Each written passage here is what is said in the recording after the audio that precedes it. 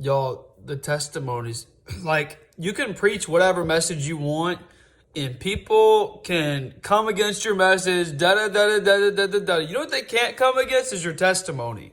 This is why when we go out and we start talking to people in the community, whenever we're working or whatever we're doing, this is why it's so important to share your testimony, because they can't take it away from you.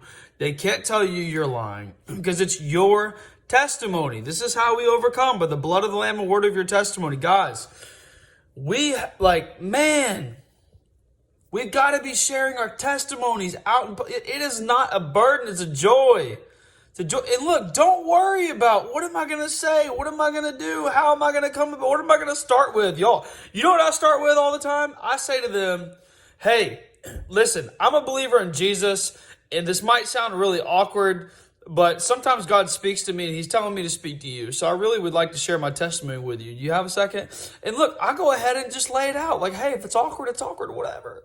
You know, and God will give me a word of knowledge, a prophetic word for somebody sometimes. Most of the time it's a word of knowledge. And I just tell him, hey, sometimes God speaks to me and he's speaking to me about you. Do you mind if I share something with you that Jesus is speaking to me? And I just lay it out, y'all. I don't even try to do this whole, like, how do I slide into this conversation? How do I transition in?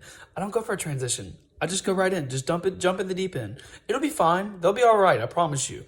They'll be rocked by it. And if they're not rocked by it and they're, excuse me, if they're acting like they're not rocked by it, look, their demons are going to be rocked by it. It's going to be awesome.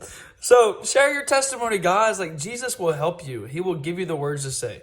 So I love you guys. God bless you. Have a great night. It was an honor to serve with y'all, to serve you guys, to be on there tonight, to get to experience this together with you guys. Have a great night.